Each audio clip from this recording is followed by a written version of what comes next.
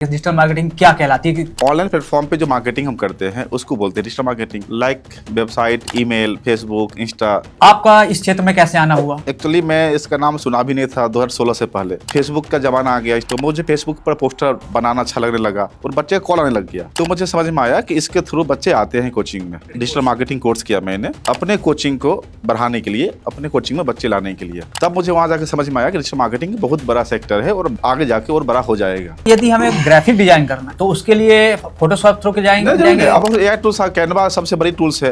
एक से एक डिजाइन आपको मिल जाएगा। रील्स बनाना आसान है। फोटोग्राफ ऑलरेडी डिजाइन है उसमें। एक दिन का ट्रेनिंग नहीं होगा, 4 घंटे ट्रेनिंग करके बच्चा उसमें अपना एक 25 महीने का जॉब ले सकता है। नहीं, आपको नहीं लगता है कि जो पढ़े ज़्यादा हायर क्वालिफाइड बंदा है वो अगर डिजिटल मार्केटिंग में आता है वो और जो 10th पास करके आता है दोनों में अंतर होगा? चाहे हमने भले ही ट्रेनिंग दोनों को सेम देखिए, अंतर कुछ नहीं है। अंतर आईक्यू लेवल का है। जिसके पास मार्केट रिसर्च करने का सोच समझ है वो कम पढ़ा लिखा आदमी भी एक बहुत बड़ा कंपनी का मालिक हो सकता है। जितने ज्यादा पढ़े लिखे लोग हैं उनका रिस्क लेने की क्षमता बहुत कम हो जाता है। वो अपना सेफ गेम खेलते हैं। तो सेफ गेम वाले आदमी रिस्क कम लेता है। मेरे पास एक लड़का +2 पिछले साल पढ़ने आया, +2 पास किया हुआ था, अपनी कंपनी चला रहा है नोएडा में ही 18 सेक्टर में। और अभी एक अवार्ड भी मुझे मिला था, एक भारत बिजनेस अवार्ड था। अश्विन ग्रोवर जो शार्क टैंक में आते हैं, उनका एक फॉर्म है जो ऐसे संस्थान को अवार्ड दे रही है जो संस्थान क्वालिटी पढ़ा रही, क्वालिटी एजुकेशन दे रही है। उसमें मेरा भी नाम आया था।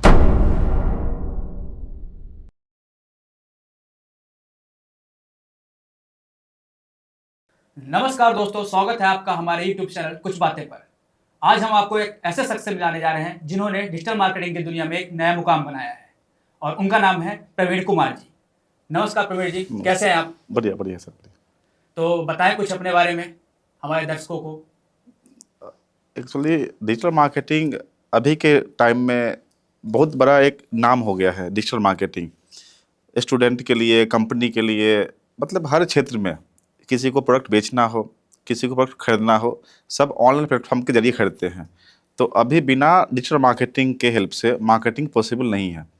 इसलिए एक बहुत बड़ा एक सेक्टर हो गया है जॉब के लिए भी, और एक बहुत बड़ा एक अपॉर्चुनिटी हो गया है कंपनी के लिए भी कि कम कीमत में अपना मार्केटिंग एक सही कस्टमर के बीच में वो कर पाते हैं। तो यदि आप एक लाइन में समझाना चाहे डिजिटल मार्केटिंग को तो कैसे बताएंगे कि एक लाइन में दी शॉर्ट टर्म्स में कि डिजिटल मार्केटिंग क्या कहलाती है कि एग्जैक्ट? डिजिटल मार्केटिंग एक marketing through digital platform like website, email, Facebook, Insta, online platform पे जो मार्केटिंग हम करते हैं उसको बोलते हैं डिजिटल मार्केटिंग। मींस दैट कहा जाए तो अपने आप की एक प्रेजेंस ऑनलाइन प्लेटफॉर्म पे होना ही मार्केटिंग है। तो आपका इस क्षेत्र में कैसे आना हुआ? एक्चुअली मैं इसका नाम सुना भी नहीं था 2016 से पहले। मेरा तो जो एजुकेशन बीटेक में हुआ हमारा, और मेरी प्लेसमेंट हो गई, फिर मेरा जॉब लग गया। मैं अपने जॉब को क्विट करके मैं अपना कुछ स्टार्ट करना चाह रहा था। तो मेरे पास पैसा था नहीं, तो मैं कोचिंग स्टार्ट कर लिया। और उस कोचिंग को बढ़ाने के लिए मेरे पास कोई ऑप्शन नहीं था कि मैं बच्चों को पोस्टर बांट के बच्चे लाते थे, रोड के में पोस्टर बंटवाते थे। लेकिन अब फेसबुक का ज़माना आ गया, इंस्टाग्राम का ज़माना उस समय आ ही रहा था, लेकिन फेसबुक काफ़ी बड़ा हो चुका था। तो मुझे फेसबुक पर पोस्टर बनाना अच्छा लगने लगा और बच्चे का कॉल आने लग गया। तो मुझे समझ में आया कि इसके थ्रू बच्चे आते हैं कोचिंग में। तो मैंने सर्च किया गूगल पे कि इसका मार्केटिंग का नाम क्या है। तो डिजिटल मार्केटिंग में पहली बार सुना था उस समय में। तो एक कोचिंग थी उस समय में, DSIM करके। किस साल की बात कर रहे हैं आप? ये मैं 2016 की बात कर रहा हूँ। तो 16 में मैं एक DSIM कोचिंग थी दिल्ली में, मालवीय नगर में। तो मैं क्लास किया वहाँ पर 3 मंथ का डिजिटल मार्केटिंग कोर्स किया मैंने अपने कोचिंग को बढ़ाने के लिए, अपने कोचिंग में बच्चे लाने के लिए। तब मुझे वहाँ जाकर समझ में आया कि डिजिटल मार्केटिंग बहुत बड़ा सेक्टर है और आगे जाके और बड़ा हो जाएगा। तो फिर मैंने अपना पूरा इंटरेस्ट, मैं रात 4 बजे भोर तक मैं उसी में लगा रहता था कि वेबसाइट कैसे बनती है, मार्केटिंग क्या है, प्लेटफॉर्म क्या है, ऐड कैसे लगाते हैं। इस चीज़ों के बारे में मुझे काफ़ी अंदर से इंटरेस्ट जग गया। अच्छा प्रवीण जी, एक बार बताएं, ये आपका जो दौर था, मतलब स्टार्टिंग आपने करा है डिजिटल मार्केटिंग, उससे पहले का बैकग्राउंड कुछ बता पाएंगे कि क्या है, क्या थे? मैं बिहार पटना से बिलोंग करता हूँ। तो हम लोग का मैथ काफ़ी अच्छा होता है क्योंकि हम लोग 2 ही विषय जानते थे, मैथ और साइंस। तो मैथ में जब अच्छा नंबर आ गया तो मैं इंजीनियरिंग कर लिया। AITEE उस समय होता था, IIT अलग एग्जाम था और IIT अलग। तो मैं IIE निकल गया, तो मैंने बीटेक कर लिया। बीटेक के बाद प्लेसमेंट हो गई, तो मैं ओखला में कंपनी थी सिम्टोनिक्स, तो मेरी वहाँ प्लेसमेंट हो गई। तो वहाँ जॉब करने लगे। नॉर्मल लाइफ जो हर बच्चे का सपना होता है वो मेरा भी था, सेम टू सेम। लेकिन मुझे एक जगह खटकने लगा, जब मुझे छुट्टी मांगना होता था कंपनी में तो मेल करना होता था। वो मुझे ऐसा नहीं लग रहा था कि मैं इतना पढ़ लिख के बाद मैं किसी छुट्टी मांग के मैं घर जाऊं। तो वो चीज़ के लिए मुझे था कि मैं कुछ करूं, क्या करूं मुझे नहीं पता था। ये छुट्टी तो आपकी कंपनी में मांगते होंगे आपसे। तो देखिए एक्चुअली क्या है कि एक स्किल जिसके पास है ना, उसको छुट्टी मांगना नहीं पड़ता है, वो काम मैनेज कर लेता है। और डिजिटल मार्केटिंग में सबसे बड़ी बात ये है कि हम लोग काम को देखते हैं। आप कब करते हैं, रात में करते हैं, दिन में करते हैं, घर से करते हैं, मुझे मतलब नहीं होता। कहीं से भी कर सकते हैं हाँ, मतलब। बस आप काम कर दीजिए और पैसा ले लीजिए, हमसे बात करता हूँ। मतलब इसके लिए पर्टिकुलर कहीं ऑफिस में की जरूरत नहीं कि ऑफिस में हाँ, बैठे। इसी को फ्रीलांसिंग बोलते हैं। हम्म, अभी बड़े बड़े लोग जॉब छोड़ के यूट्यूब पे वीडियो बनाते हैं। क्यों बनाते हैं? उनके मोटे इनकम है उसमें। मतलब ये बोलना चाहना है कि आप मोबाइल से भी काम कर सकते बिल्कुल। हैं, जरूरी नहीं कि सिस्टम हो, लैपटॉप हो तभी नहीं आप। तो जैसे कि अब फेसबुक मार्केटिंग अपन कर रहे हैं, हाँ। तो फेसबुक मार्केटिंग कर रहे हैं, हम किसी प्रोडक्ट कर रहे हैं, तो उस प्रोडक्ट के लिए या तो पहले जो चलता था कि पहले ग्राफिक डिजाइन होता था, हाँ। आजकल वीडियोज वगैरह रियल वीडियो कंटेंट आ रील्स गया, पे- रील्स पे तो पूरा- रील्स पे काम। तो यदि हमें ग्राफिक डिजाइन करना है तो उसके लिए फोटोशॉप थ्रू के नहीं जाएंगे, जाएंगे। अब एआई टूल्स, कैनवा सबसे बड़ी टूल्स है। कैनवा। हाँ, एक से एक डिजाइन आपको मिल जाएगा। रील्स बनाना आसान है। फोटोग्राफ ऑलरेडी डिजाइन है उसमें, बस आप बिना टेक्निकल customization होगा। कुछ भी कर लीजिए उसमें, बहुत अच्छा से फोटो बन जाएगा। तो उसको हर कोई यूज कर हाँ, सकता कोई है। भी। एक दिन का ट्रेनिंग नहीं होगा, 4 घंटे ट्रेनिंग करके बच्चा उसमें अपना एक 25,000 महीने का जॉब ले सकता तो है। फिर कैनवा की ट्रेनिंग बोल रहे कैनवा हैं। ट्रेनिंग लेकर जॉब क्या कर सकता कैनवा लेकिन कुछ चार्ज करता होगा ना कैनवा? है। 600 रुपए है महीने का। महीने का 500 रुपए। मतलब हमें ग्राफिक- लग रहा है कि अभी के टाइम में अगर कोई स्टूडेंट +2 पास, छोड़ दीजिए 8वीं पास भी हो ना, तो वो 20-25 हज़ार महीना आराम से कमा सकता है एक स्किल से। मतलब बोले कैनवा के थ्रू से ग्राफिक डिजाइनिंग का कोर्स हाँ। करें, है ना। ग्राफिक वीडियो एडिटिंग भी हो सकती है हाँ, उसमें, बेसिक हाँ, बेसिक basic चीज कुछ भी हो कर जाती सकता है। है वो। यदि बहुत बहुत प्रोफेशनली जाना तो फिर एडोब पे जाओ, हाँ, फोटोशॉप Adobe पे पे चले जाइए। जाओ, है ना, या ये प्रीमियर में हाँ, वीडियो के लिए देखिए, चले जाओ। अभी क्या है कि लोग को आउटपुट चाहिए। आप किससे करते सर हैं उसको उससे कोई मतलब नहीं है, ये तो है। अगला को आउटपुट चाहिए। अब आउटपुट वो अगर उसके स्मार्ट है, उसके पास कोई एआई टूल्स है तो उसे कर लेगा, उसको क्या दिक्कत है। और एक ग्राफिक्स का भी 200 प्राइस है, 200 आता है एक ग्राफिक्स, छोटा सा ग्राफिक्स बनाने का। अगर हम दुबई का बनाते हैं तो वो ग्राफिक्स का दाम 16 से लेते हैं हम उसका। अगर मुझे फ्रीलांसिंग प्रोजेक्ट मिलता है, अगर जैसे दुबई है, बाहर के देश से अगर प्रोजेक्ट आता है एक ग्राफिक्स बनाने का, तो मिनिमम प्राइस 2200-2300 शुरू होता है। कोई उसको काम करके 1600-1500 बना देगा। अब आपका आधे घंटे का समय यूज हुआ और आपको 1600 रुपये इनकम हो गया। और आपका क्या एज है, एजुकेशन, कोई मतलब उसको नहीं है। अच्छा प्रवीण जी, एआई आने से, एआई टूल, मल्टीपल टूल आ गए हैं एआई, तो ग्राफिक डिजाइनर जो पहले एडोब या फिर उस पर करते थे, उनके लाइफ में मतलब उनके करियर में कुछ उतार चढ़ाव उसके लिए आएगा? फायदा है। पहले जो ग्राफिक्स था, एक ही पूरे दिन भर में 2-3 फोटो अच्छे बना पाते थे। अब क्लाइंट को तो आउटपुट चाहिए। क्लाइंट को चाहिए कि मैक्सिमम नंबर ऑफ फोटो बना के दो मुझे। अब उनको भी लगता है कि अगर कहीं पे इंपॉर्टेंट फोटो है, कहीं इंपॉर्टेंट जगह जाना है, तो वो बनाएंगे, ग्राफिक्स बनाएंगे और फोटोशॉप पे। क्वालिटी क्या लगता है हाँ, वो थोड़ा क्वालिटी? सा होता है, लेकिन जितना आपका फाइनेंशियल इन्वेस्टमेंट हो जाए। अब एक सैलरी किसी ग्राफिक्स का 40,000 महीने का होता है, 20 डे काम करेगा, तो एक दिन का 2,000 रुपये खर्च एक आप स्टाफ पे खर्च कर रहे हैं। और 2,000 में अगर 2 फोटो बना के दे रहा है तो एक का तो 1,000 रुपये पड़ गया एक ग्राफिक्स का। और वही कैनवा बनाएगा तो आधे घंटे बना के आपको दे देगा। तो आप तो ग्राफिक्स में अंतर 10-20 का, मतलब 10% का होगा, लेकिन प्राइस में अंतर आपका 200-300% का हो रहा है। पर जो आप बात कर रहे हैं एआई टूल से भी ग्राफिक डिजाइन होती है, तो आप कुछ टूल्स या उनके वेबसाइट्स के नाम बता सकते हैं हमारे दर्शकों को कि कौन से टूल्स है जो एआई वेबसाइट है जहाँ से ग्राफिक इजीली डिजाइन हो जाती है? ग्राफिक्स हो रही है, ग्राफिक्स तो एक हम लोग कैनवा पे सब ज्यादा बनाते हैं अभी। बाकी पिक्टोरिया बहुत ऐसी वेबसाइट है जहाँ पे फोटो बन जाती है। अभी सबसे बड़ी तो कंटेंट राइटिंग, अब देखिए एआई टूल्स आ गया। हाँ, कंटेंट के मामले में तो बहुत अच्छा है, क्योंकि आपने जितना अच्छा प्रॉम्प्ट दिया उतना अच्छा वो कंटेंट आपको कंटेंट करेगा। अभी सबसे बड़ी एक मतलब इंपॉर्टेंट चीज है, चाहे वीडियो हो, चाहे इमेज हो, या कुछ भी। गूगल के प्लेटफॉर्म पे वो वेबसाइट रैंक हो रही है जिसका कंटेंट बढ़िया है। और अभी पूरा दुनिया गूगल पे डिपेंड हो गया, खासकर इंडिया के देख लीजिए। इंडिया में लोग मेडिसिन भी अगर खाना हो ना, और डॉक्टर से अगर पूछना भूल गया हो तो वो गूगल से पूछ के खाएगा। हाँ, पूछ के तो खाता है, साथ साथ में उसके साइड इफेक्ट्स और सारी चीज डिटेक्ट कर लेता है। यानी अगर गूगल पे इंफॉर्मेशन गलत हो गया तो उसका जान भी जा सकता था।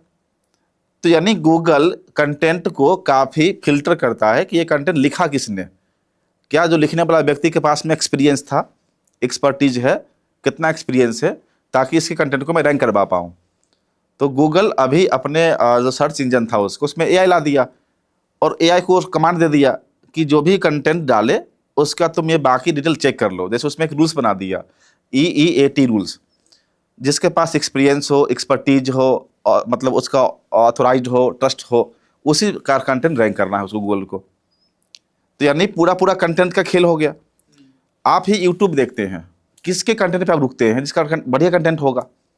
अब एक छोटा सा बच्चा के पास मोबाइल फ़ोन है, एक वीडियो को स्किप कर देगा, एक वीडियो पर रुक जाएगा। क्यों? जिसका अगर उसको अच्छा लगे उसको रुक जाएगा।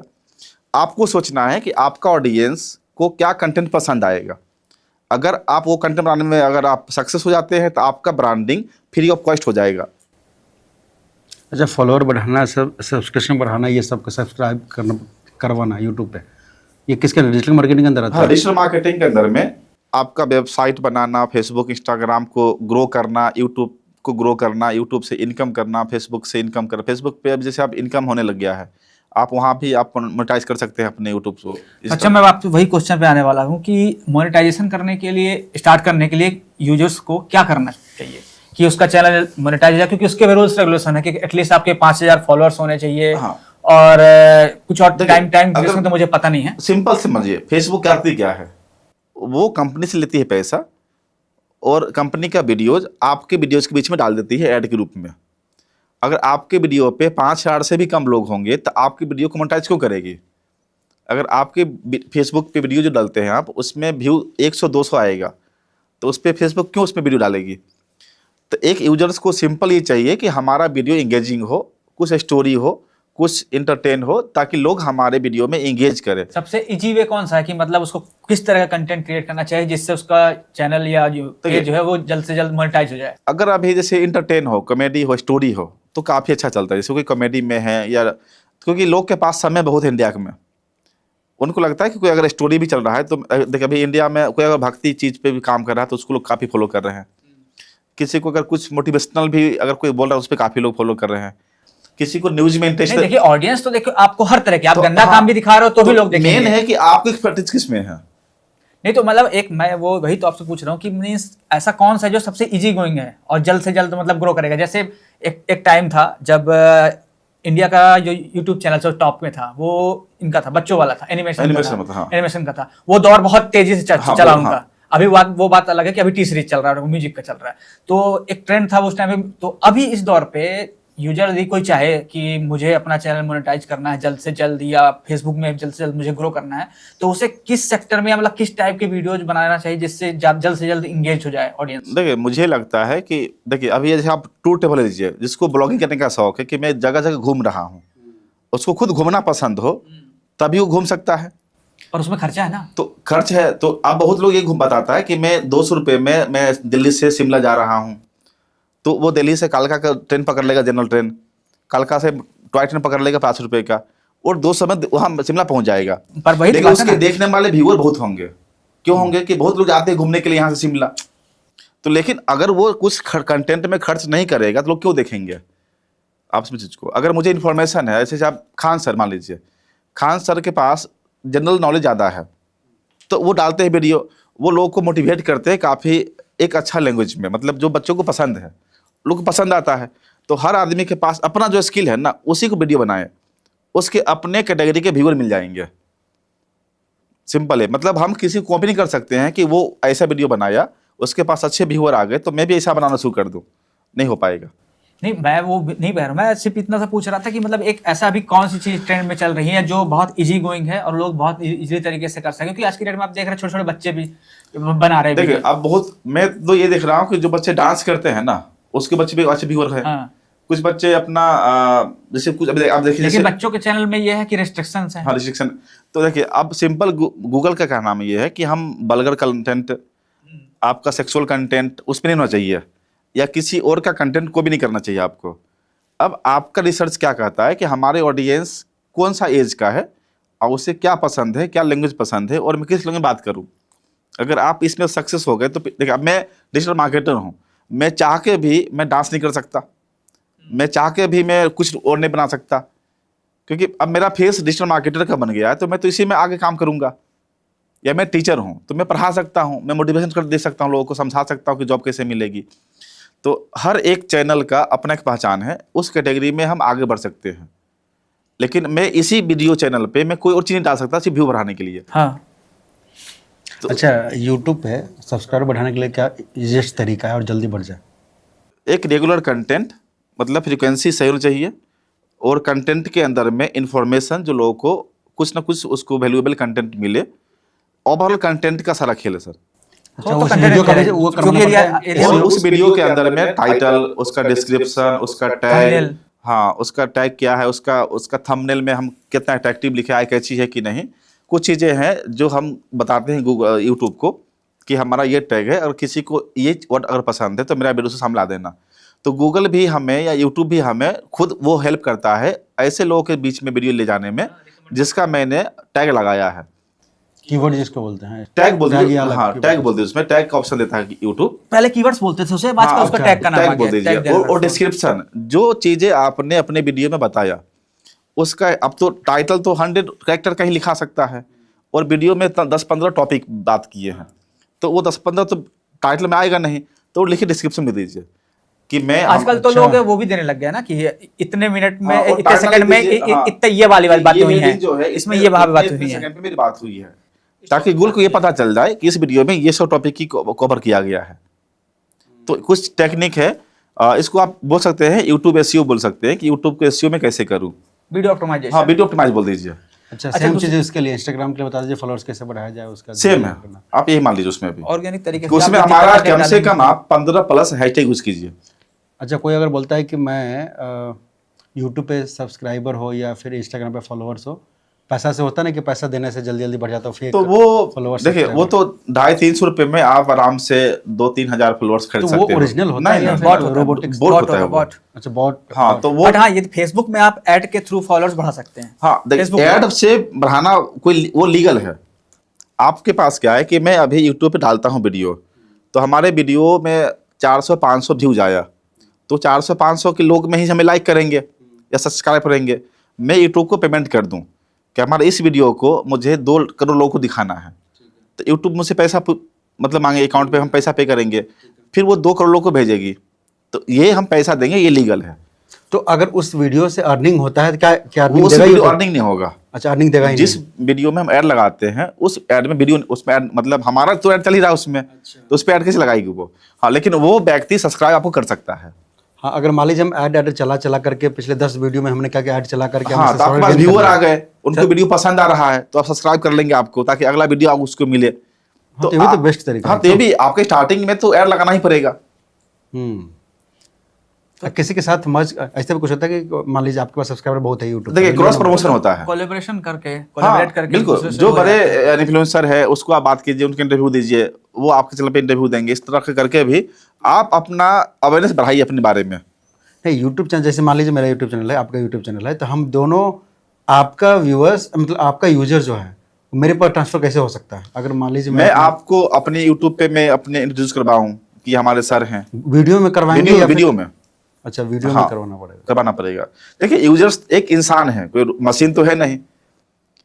उस इंसान को आपके जो व्यक्तित्व है वो पसंद आना चाहिए, तब तो आपको वीडियो देखेगा, जाके इन्फॉर्मेशन मिला कि ये भी लोग हैं, और सर के साथ में एक थोड़ा सा सपोर्ट मिल जाता है कि हम मेरे जो फैन इनके जो है इनके ये दोस्त हैं, तो उसका फायदा आपको मिल जाएगा। तो अच्छा प्रवीण जी, ये बताइए कि जो छोटे बिजनेस ओनर्स हैं वो फेसबुक और इंस्टाग्राम के थ्रू कैसे अपने बिजनेस को ग्रो कर सकते हैं, क्योंकि उनके पास इतना ज़्यादा बजट भी नहीं होता है, तो एक कम बजट में कैसे ज़्यादा से ज़्यादा लीड जनरेट कर सकते हैं, तो उनके लिए आप क्या सजेशन देना चाहेंगे? देखिए, जिनका बजट 100, 200, 300 रुपये पर डे का खर्च करने की उनकी क्षमता है, तो उनके लिए सिंपल है कि आप मेटा पे ऐड लगा दीजिए।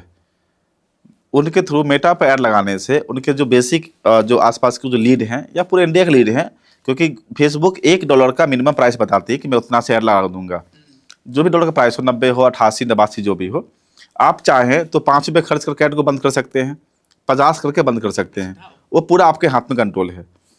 आप अपना जो भी इन्फॉर्मेशन देना चाहते लोगों को या बोलना चाहते कि मैं आपको एक टूर टेबल का बिजनेस कर रहा है, मान लीजिए उसको कोई प्लान बेचना है, हम शिमला मनाली या कहीं का भी, वो अपना वीडियो बनाए, सिंपल बोल दे, उस वीडियो को ट्रेवलिंग मतलब से रिलेटेड जो इंटरेस्ट लगते हैं वो पूरा फिल्टर है फेसबुक में, आप डालो कैटेगरी, ये एज है, ये एरिया है, ये इंटरेस्ट होना चाहिए लोगों का, आप दिखा दो। 200 रुपये के ऐड दिखाने में तकरीबन हमें लगता है 200 रुपये में नहीं कुछ भी, तो वो 1 लाख लोग को ऐड दिखा देगा। अब आपके 200 खर्च करने से 1 लाख लोगों तक आपका वीडियो पहुंच गया। उस 1 लाख लोगों में से कम ये है कि 4-5 लोग आपको कॉल करेंगे कि मैंने आपका वीडियो देखा और मुझे आपका ये इन्फॉर्मेशन नोट चाहिए हमें। तो अब एक 200 रुपये खर्च करके अगर आपके ऑडियंस आपको कॉल कर रहे हैं तो बड़ी बात है। लेकिन इससे इनडायरेक्ट इनकम हुआ, डायरेक्टली उससे इनकम नहीं, आपका बिजनेस ग्रो होगा ना, बिजनेस ग्रो हो रहा है। हाँ। लोगों तक पहुंच बढ़ेगी तो हो सकता है इंक्वायरी जनरेट हो, उसमें व्यूअर्स का कोई चक्कर नहीं है। नहीं कोई चक्कर नहीं है। तो नॉर्मली हम लोग जो क्लाइंट को ऐड लगाते हैं, जैसे हम लोग के पास क्लाइंट भी आते हैं, हम लोग एजेंसी चलाते हैं, तो क्लाइंट का सिंपल होता है कि सर मेरा बिजनेस है, हमें लीड चाहिए, तो लीड के लिए मुझे ऐड लगाना है। तो मैं उनको बोलता हूँ क्या बजट है, तो सर मेरा 500 बजट है। बोले ठीक है। तो उनका सोशल मीडिया में से फेसबुक है, इंस्टाग्राम है, मैं उनका एक रील्स बनवाता हूँ बढ़िया सा कंटेंट रिसर्च करके, उसको एडिट करवाता हूँ और उसको फिर उसके पूछ लेता हूँ पहले डिटेल, आपका कस्टमर कितने एज का होगा, किस एरिया से बिलोंग कर रहा होगा, उसका इंटरेस्ट किस किस फील्ड में होता है। जितना ज़्यादा इन्फॉर्मेशन मुझे पता रहेगा उतना ज़्यादा हम एक्यूरेट ऐड लगाएंगे। और ऐड लगाना और ऐड चलाना दो अलग चीज़ है।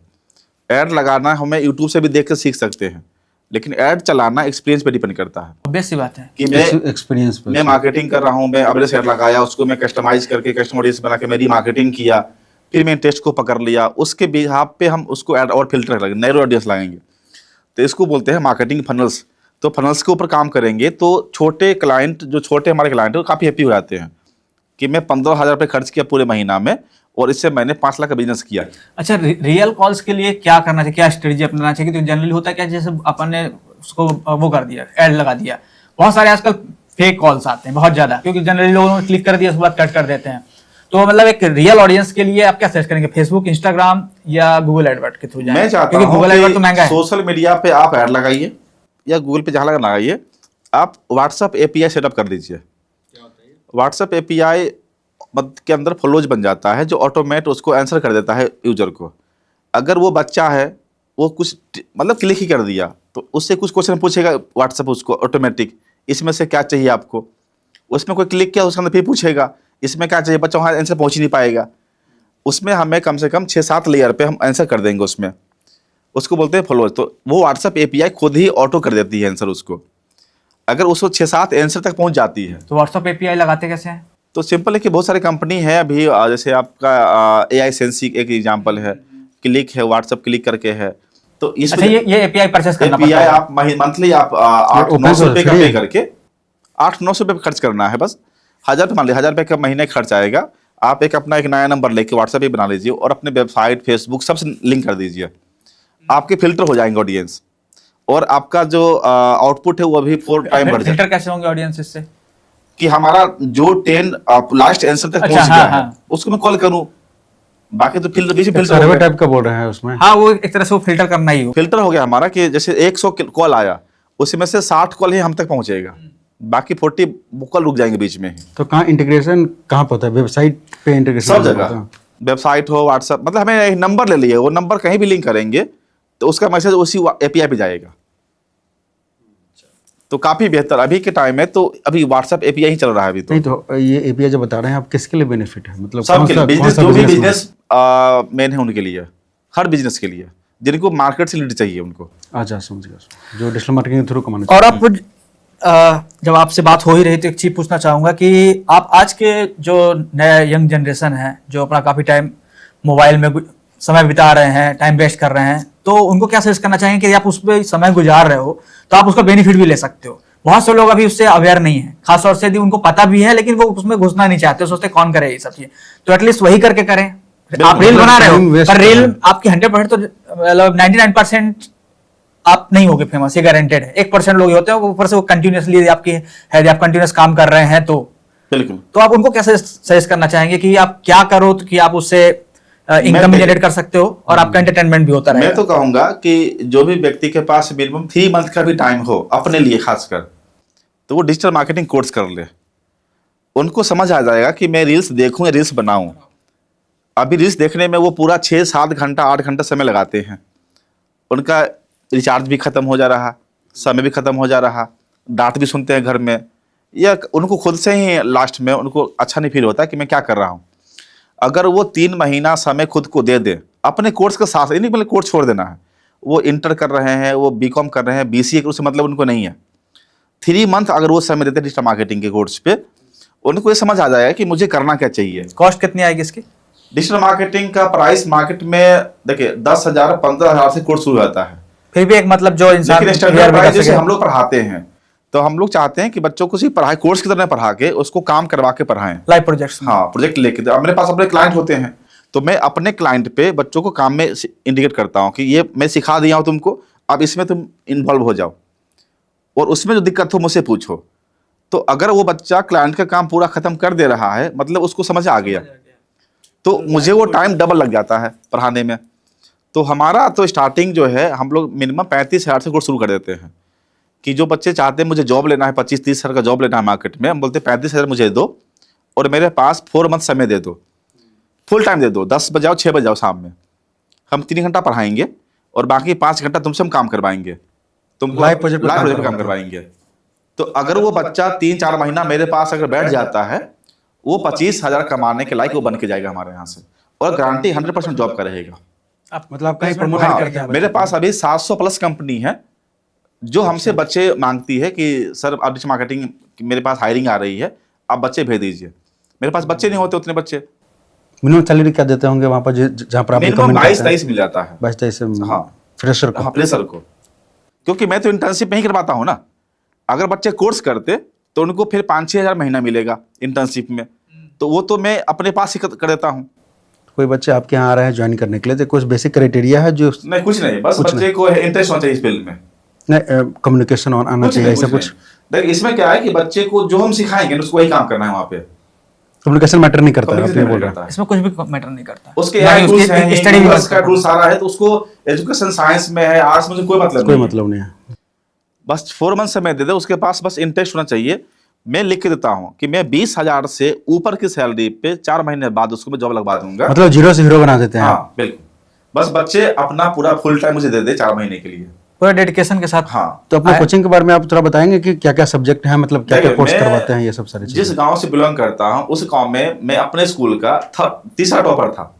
हमसे ऊपर 2 बच्चे थे और उसमें से एक रेल ड्राइवर है अभी और एक बेरोजगार है, और हमसे जो जस्ट पीछे था वो भी खेती कर रहा है। तो मतलब मेन टाउन छोड़ दीजिए, थोड़ा सा आप टायर 2 टायर 3 सिटी में जाइएगा, तो या तो बच्चे गवर्नमेंट जॉब करते हैं या बच्चे बेरोजगार होते हैं। ये स्किल बेस्ड कोर्स उनको पता ही नहीं कि स्किल बेस्ड कोर्स करके मैं अच्छा जीवन जी सकता आप ये हूँ। बोले कि वहाँ तक पहुँचा ही नहीं है अभी तक हाँ। ये चीज़ें। अभी मैं देखता हूँ, मैं अभी मेट्रो में आ रहा था तो मैं देखा हूँ उसमें कि मेरे पास अभी 1.5 लाख का ऑफर है, जॉब ऑफर आता है कि आप इंटरव्यू के लिए आ जाइए।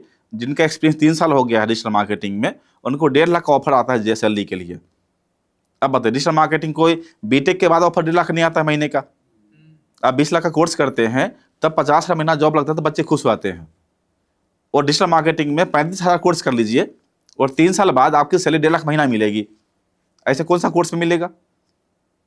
तो ये अगर मैं ऐसे बच्चों को चाहता हूँ, मैं अभी मेरे पास जो बच्चे आते हैं थोड़ा सा अगर मिडिल क्लास से आते हैं तो मैं थोड़ा पैसा भी कम करता हूँ, भाई तुम कम ले लो लेकिन तुम अपना लाइफ सेट करो, ताकि तुम किसी और को बताओ कि गवर्नमेंट जॉब ठीक है, अच्छा है, अगर होता है तो ठीक कर लो, लेकिन नहीं होता है तो लाइफ को बर्बाद करना उसके चक्कर में। और समय भी नहीं बर्बाद करना। 3 महीने का तो हाँ काम है। भाई, यहाँ डिग्री 50 लेने के लिए आपको 4 साल की डिग्री लेनी पड़ेगी। इंजीनियरिंग पैसा का वैल्यू सेम ही रहेगा ना, चाहे गवर्नमेंट का मिले चाहे प्राइवेट का मिले। दुकान में थोड़ी गवर्नमेंट का पैसा का प्राइवेट का पैसा आया है, ये है। तो अभी स्किल बेस्ड कोर्स करना हमारे हिसाब से, मैं खुद एक अच्छा स्टूडेंट हूँ पढ़ने में और मैं बीटेक किया, प्लेसमेंट हुआ और आज मैं डिजिटल मार्केट एजेंसी चला रहा हूँ और डिजिटल मार्केटिंग का अपना ट्रेनिंग सेंटर चला रहा हूँ। मेरा जॉब से कहाँ कोई मतलब है अभी। नहीं, आपको नहीं लगता है कि जो पढ़े मतलब ज़्यादा हायर क्वालिफाइड बंदा है वो अगर डिजिटल मार्केटिंग में आता है, वो और जो 10th पास करके आता है, दोनों में अंतर होगा? चाहे हम देखिए, 4 महीना है भले ही ट्रेनिंग दोनों को सेम देखिए अंतर कुछ नहीं है, अंतर IQ लेवल का है। जिसके पास मार्केट रिसर्च करने का सोच समझ है, वो कम पढ़ा लिखा आदमी भी एक बहुत बड़ा कंपनी का मालिक हो सकता है, और जो ज़्यादा पढ़ेगा ना वो रिस्क कम लेगा। मैं देखा हूँ जितने ज़्यादा पढ़े लिखे लोग हैं उनका रिस्क लेने की मतलब क्षमता बहुत कम हो जाता है, वो अपना सेफ गेम खेलते हैं। तो सेफ गेम वाले आदमी रिस्क कम लेता है। आज जो खोने का डर नहीं है। तो जो +2, मेरे पास एक लड़का +2 पिछले साल पढ़ने आया, +2 पास किया हुआ था, अपनी कंपनी चला रहा है नोएडा में ही 18 सेक्टर में। 1 साल में अभी वो मेरे यहाँ से प्लेसमेंट उसका 26वां महीना पे शुरू हुआ। सर्वोकॉन कंपनी में मेरे यहाँ से प्लेसमेंट हो गया उसको। सर्वोकॉन उसको 26,000 महीना दिया। 6 महीना बाद वो भारत न्यूज में उसका जॉब इंटरव्यू दिया, वहाँ पर उसको हो गया 35,000 महीना पे। 35 को 45 का ऑफर आ रहा था, वो जॉब छोड़ के अपनी कंपनी शुरू कर लिया और मोटा कमा रहा है पैसा वो। तो 1 साल मार्केटिंग का, हाँ डिजिटल मार्केटिंग का। और उसका कोई दिक्कत तो मुझे कॉल करता है कि सर मेरा यहाँ दिक्कत आ गया तो हेल्प कर दीजिए। यार आप सोचिए कि एक साल में बच्चा जॉब के लिए मेरे पास मुझे जॉब लगवा देना, मेरे पास पैसा नहीं है, मुझे फी कम कर दो, ये बोल रहा था हमसे।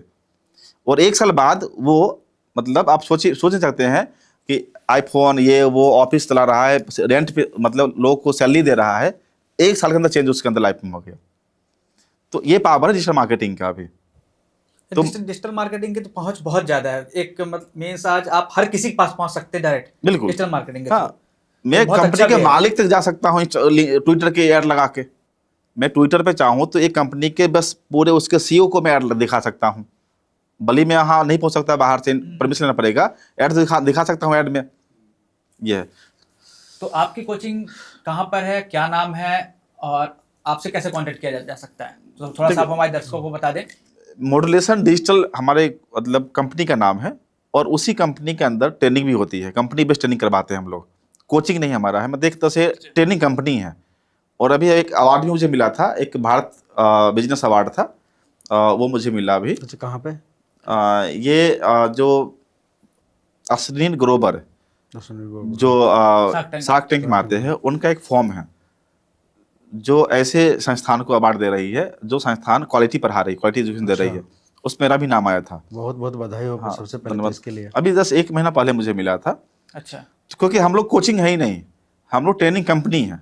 अपने कंपनी के लाइव प्रोजेक्ट पे बच्चों को हम ट्रेनिंग देते हैं। तो 30% ट्रेनिंग थ्योरेटिकल करा दिए, पढ़ा दिए उसको, फिर इस पे ला दिए लाइव प्रोजेक्ट पे। तो 70% तो वो काम करके सीखा, इसलिए उसको जॉब दिलाना मेरे लिए आसान होता है। अभी मैं यही 1 अप्रैल से मैं लाइव शुरू करने वाला हूँ बैच, कि अभी तक मैं जो बच्चे दिल्ली में हैं, दिल्ली एनसीआर में हैं, जो दिल्ली में रह रहे हैं, मैं उन्हीं को पढ़ा पा रहा था। मेरा ऑफलाइन सेंटर लक्ष्मी नगर मेट्रो के पास में ही है। लेकिन अब मैं ऑनलाइन पढ़ाऊँगा। जो बच्चे गाँव तक भी है, दिल्ली नहीं आ सकते हैं, वो घर से ट्रेनिंग कर लें।